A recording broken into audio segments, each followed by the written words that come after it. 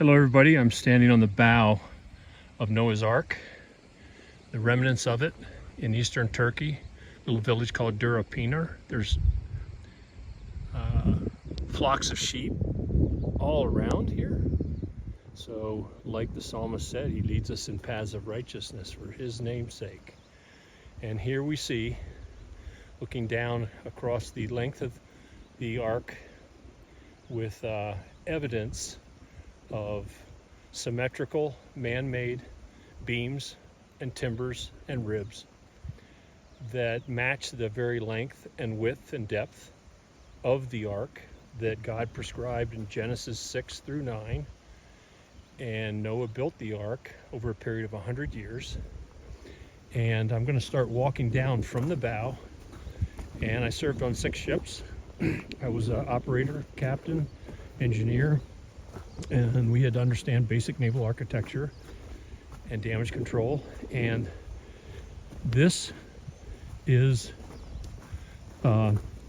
strong evidence that the ark was not up on a volcanic mountain straight ahead of us there with a lot of overcast, because it was steep and volcanic, but rather since the 1950s, 60s, Ron Wyatt in the 70s, they have found more and more evidence here of petrified wood. And what I think is very interesting is around this valley, they've found 13 drogues, or anchor stones, with holes drilled in them, and clear evidence that there was a large ship that was gradually settling in the eastern mountains of Ararat.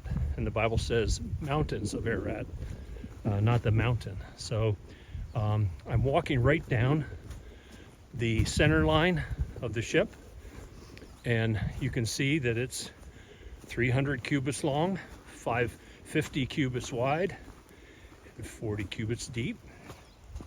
And oh, by the way, that God is spectacular in his design, naval architecture. 6-to-1 ratio is considered ideal, and that's exactly what God instructed Moses, or Noah, to do. So, welcome to Noah's Ark, or should we call it God's ship. And right in the middle is a rock formation, and as this settled, you can see that you have what's left over. Now on this, we're going down towards the stern, and if you look down the starboard side here, you can see the ribs have survived the mudslides and other disruptions. But it's amazing, and we're getting rain here, so I guess we're getting evidence of the flood. And finding those anchor weights and drogues with holes drilled in them, we know they had metal tools, so they were able to do that. So I just wanted to give you a quick look here.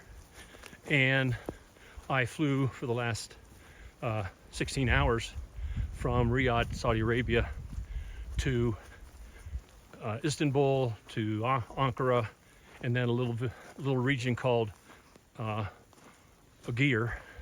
Got a rental car, and here we are. And I just wanted to show you this as I walk down the starboard side of the vessel,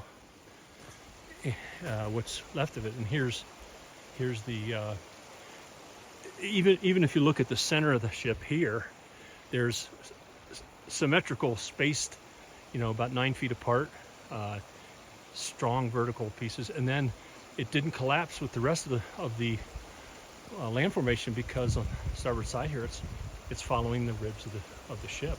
So even though it occurred over 4,000 years ago, we have something to look at here, and God's once again shown us his power, his name, and his majesty for us. Love you all. Bye.